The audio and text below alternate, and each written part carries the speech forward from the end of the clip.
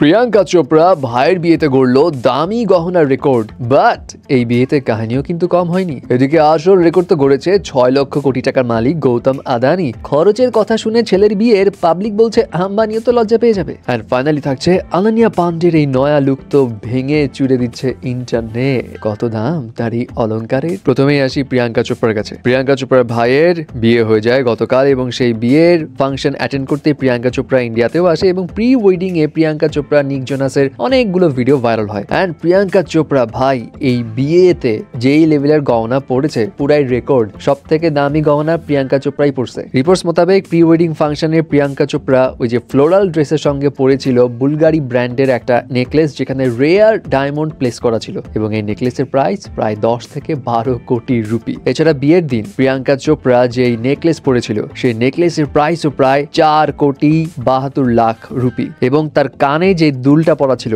সেই দুলটা সারপ্যান্টি ব্র্যান্ডের এবং এটার প্রাইস প্রায় 8,80,000 রুপি। এন্ড এই বিয়েতে কিছু ইন্টারেস্টিং ঘটনা ঘটে। ফার্স্ট অফ অল এখানে পরিণীতি চোপড়াও আসে এবং দেখে মনে হতে পারে যে পরিণীতি চোপড়া আসছে বলে প্রিয়াঙ্কা এবং পরিণীতির মধ্যে যে একটা কলহ ছিল সেটা হয়তো দূর হবে, বাট ফ্রেমের কোথাও প্রিয়াঙ্কা এবং পরিণীতিকে দেখাও যায়নি। ইনফ্যাক্ট পরিণীতি চোপড়া অল্প কিছুক্ষণ অ্যাটেন্ড করে আবার চলে যায়। এন্ড ইন্টারেস্টিং বিষয় হচ্ছে নীতা আম্বানি, মুকেশ আম্বানির স্ত্রী এখানে হাজির হয়। বাপরে বাপ, প্রিয়াঙ্কার পাওয়ার আছে কিন্তু। আর আম্বানি নিয়ে যখন কথা বলছি তখন গৌতম আদানি তার ছেলের বিয়েতে যা করলো সেটা দেখে পাবলিকরা এখন বলছে মুকেশ আম্বানি তো লজ্জা পেয়ে যাবে রে বাবা, কারণ গৌতম আদানি তার ছেলের বিয়েতে প্রায় 10,000 কোটি রুপি খরচ করেছে। তবে এখানে ফ্যাক্ট কি জানেন, এই 10,000 কোটি রুপি সে তার বিয়ের জাকজমক আয়োজনের পিছে খরচ করেনি। রিপোর্টস মোতাবেক গৌতম আদানি তার ছেলের বিয়েটা একদম সাধারণভাবে পরিবারের কয়েকজনকে নিয়ে ট্র্যাডিশনাল ওয়েতে অর্গানাইজ করে এবং 10,000 কোটি রুপি সে সোশ্যাল এবং এডুকেশনাল পারপোজে দান করে দেন যাদের টাকা পয়সা লাগবে তাদের কাছে। সো বুঝতেই পারছেন ব্যাটা চালাক আছে, কিন্তু জানে মুকেশ আম্বানির মতো খরচ করলে হয়তো সমালোচনা ফেস করতে হতে পারে,